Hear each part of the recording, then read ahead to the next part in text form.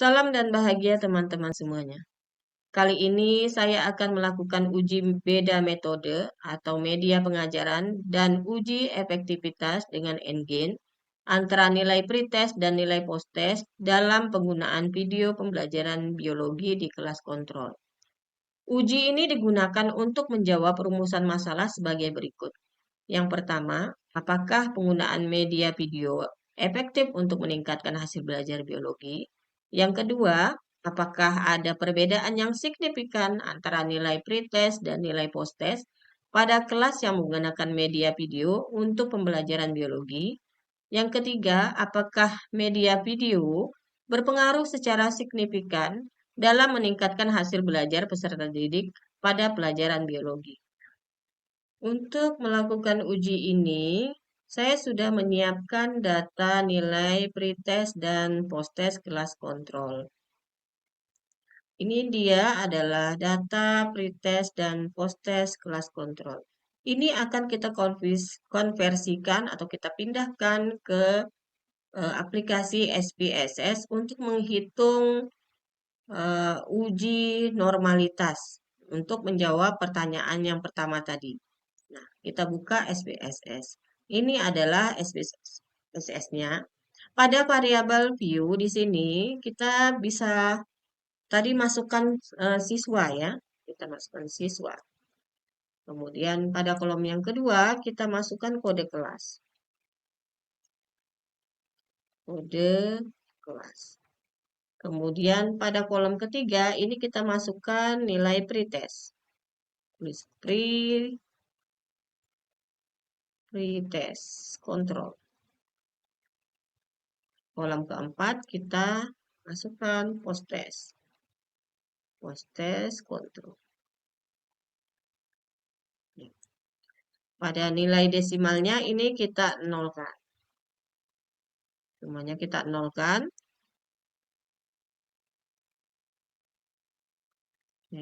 Kemudian kita pindah ke data view. Nah, di sini sudah ada kolom-kolomnya sesuai, ada siswa, kode kelas, pretest, dan posttest.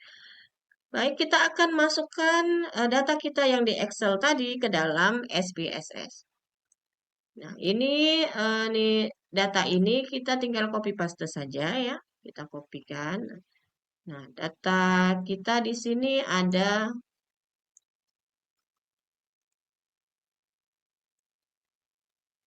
ya.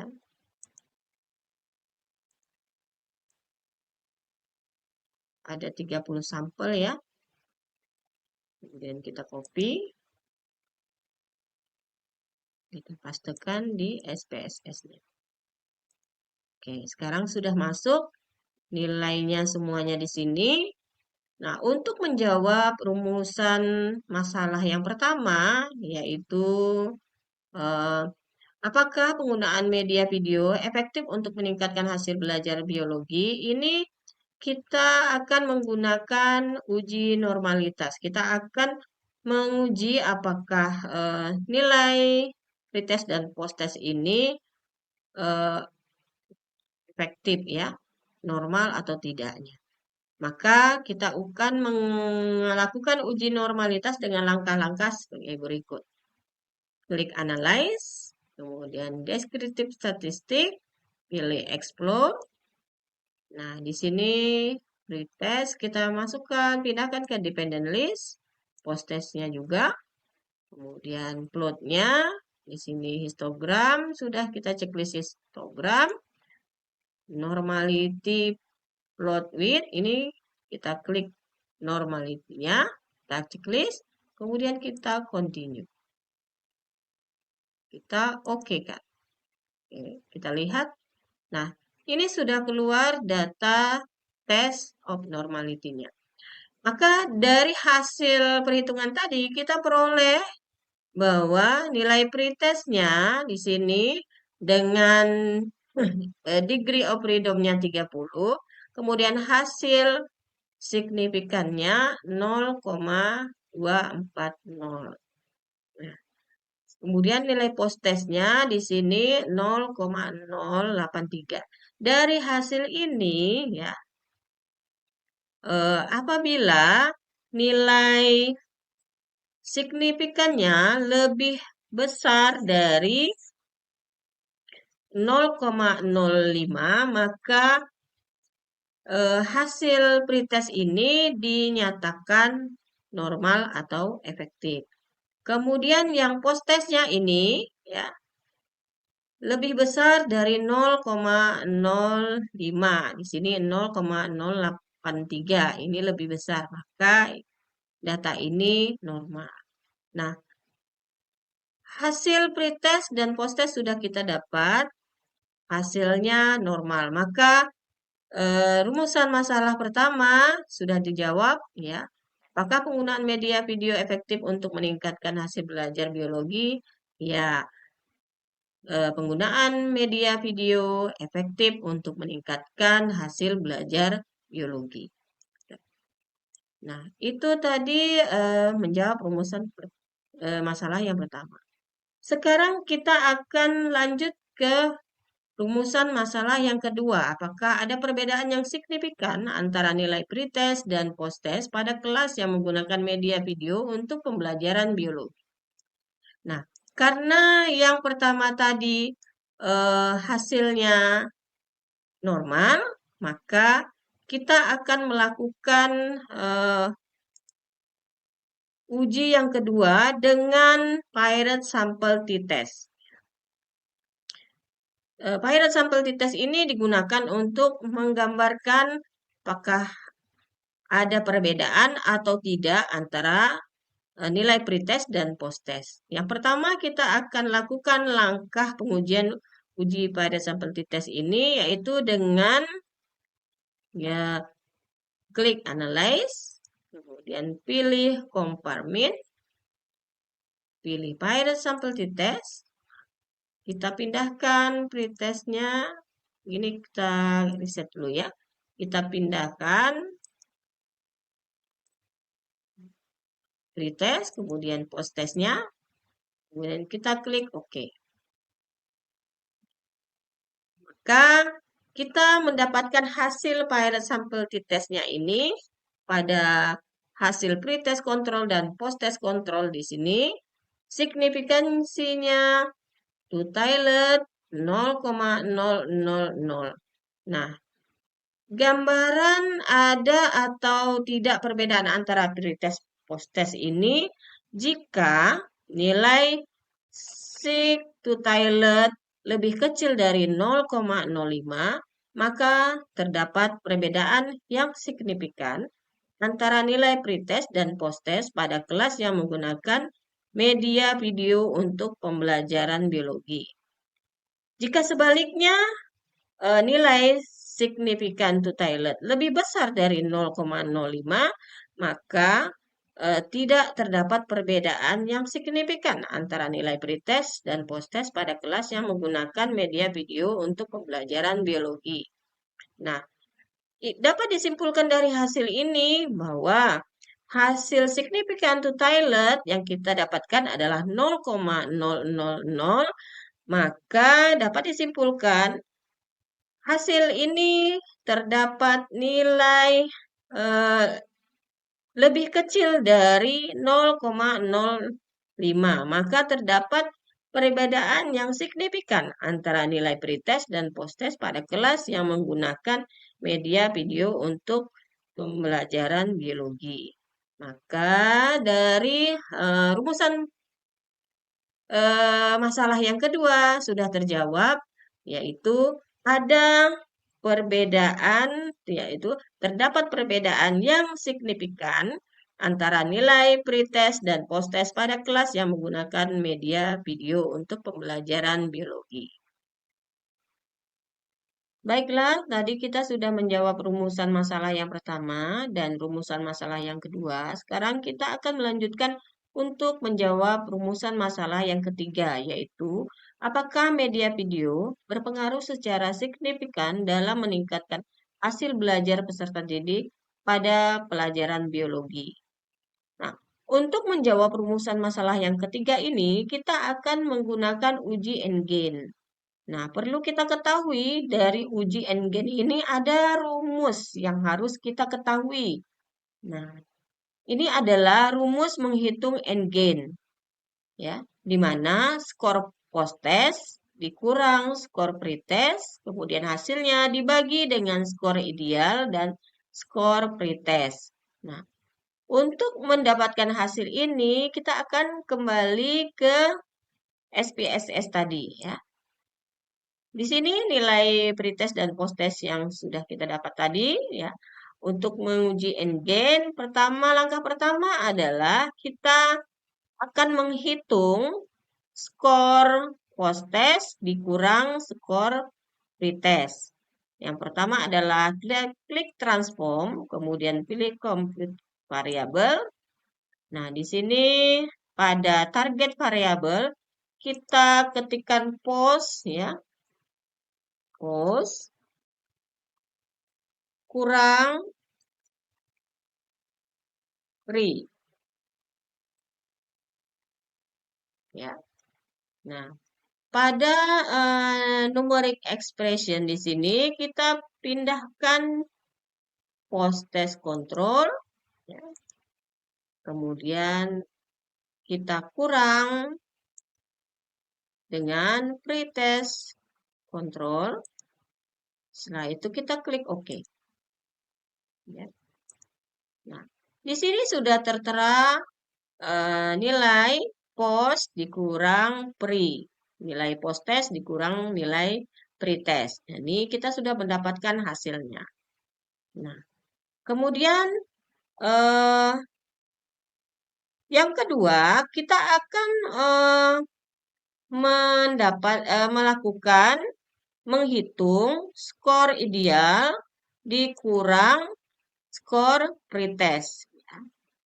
Kita akan mendapatkan nilai skor ideal dikurang skor pretest. Kita lakukan transform kembali, kemudian compute. Di sini kita kosongkan, ya, target variabelnya, numeriknya kita kosongkan. Kita klik pada target ini adalah 100. 100 karena nilai idealnya adalah 100, ya. 100 dikurang, ya, pre, ya, pretest, nilai pretest. Oke, pada numeric expression di sini kita ketik 100, oke, pre, ya. Pada numeriknya 100, kemudian kita kurang dengan pre.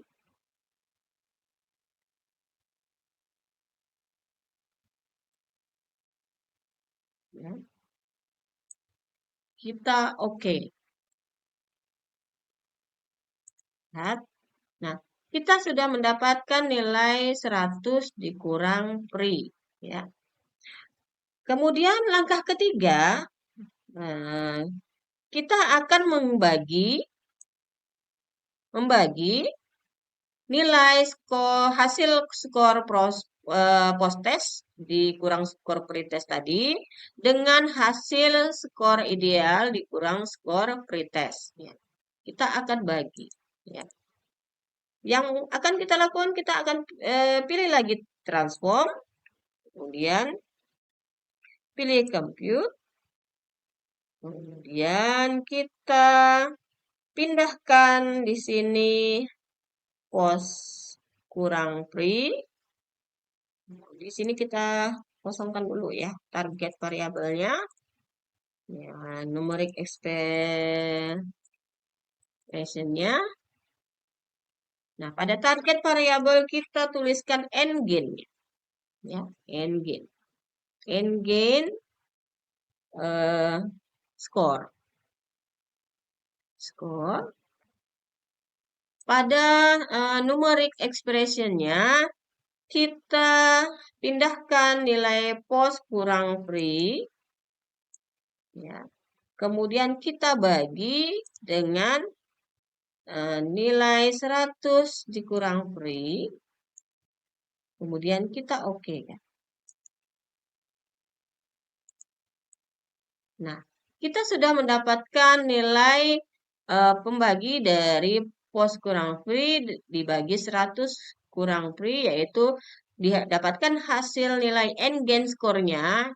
Ini sudah kita dapatkan, ada 79, 40, 22, seterusnya hingga ke sampel ke 30 ya.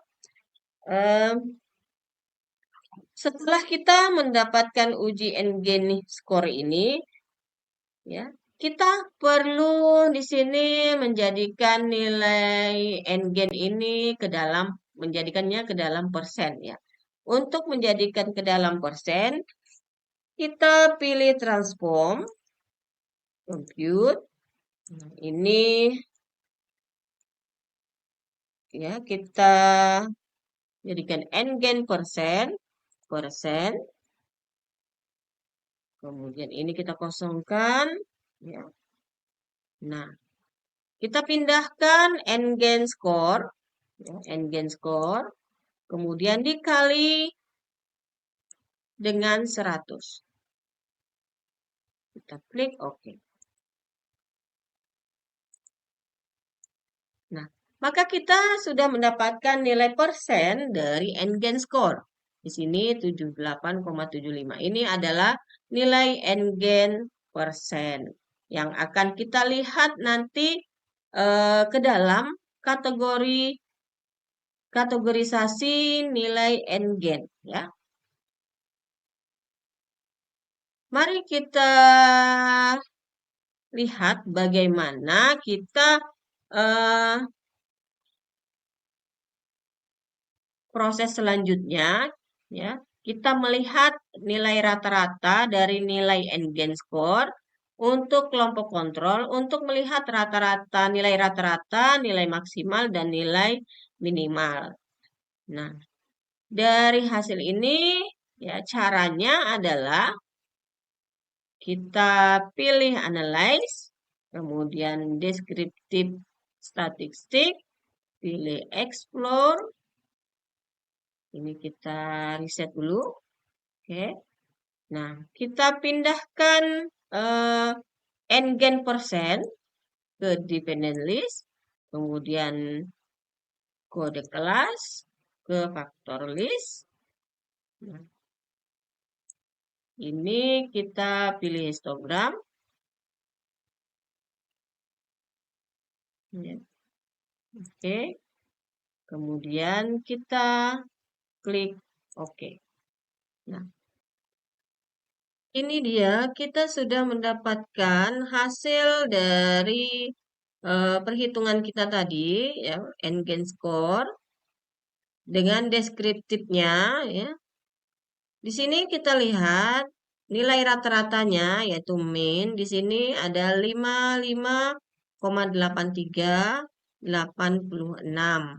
Nah, ini nilai rata-ratanya.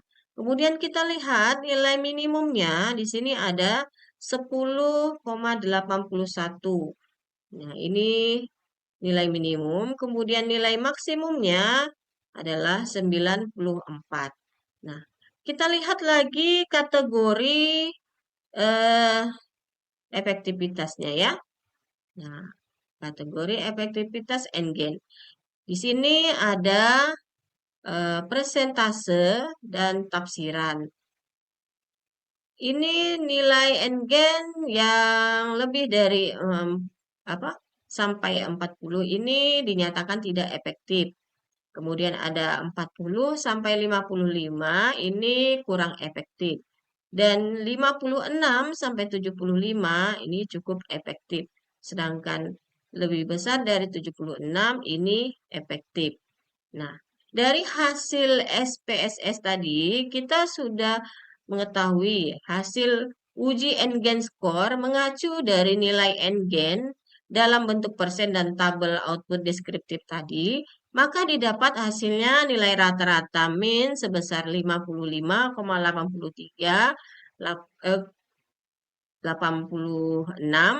Ini apabila kita bulatkan menjadi 56%. Kemudian nilai minimalnya atau minimum sebesar 10,81 kita bulatkan menjadi 11%. Nilai maksimalnya yaitu maksimum sebesar 94,00 ini dibulatkan menjadi 94%. Maka dapat disimpulkan bahwa nilai rata-rata N-gain score untuk kelas kontrol adalah sebesar 56%, termasuk dalam kategori cukup. Di sini 56 ada di sini ya. Nah, ada di kategori cukup efektif. Nah, dengan nilai N-gain skor minimalnya 11% dan nilai maksimalnya 94%, maka dapat disimpulkan bahwa penggunaan media video cukup efektif untuk meningkatkan hasil belajar kelas kontrol pada pelajaran biologi. Maka kita sudah menjawab rumusan masalah yang ketiga tadi, yaitu apakah media video berpengaruh secara efektif dalam meningkatkan hasil belajar peserta didik pada pembelajaran biologi. Nah, dari hasil tadi kita mendapatkan bahwa media video cukup efektif secara signifikan dalam meningkatkan hasil belajar peserta didik pada pembelajaran biologi. Nah, itulah tadi hasil uji N-gain score kita untuk menjawab pertanyaan nomor 3 dan kita sudah melakukan uji beda metode, media pengajaran dan uji efektivitas dengan nilai N-gain antara nilai pretest dan nilai post-test dalam penggunaan video pembelajaran biologi di kelas kontrol. Sekian, terima kasih.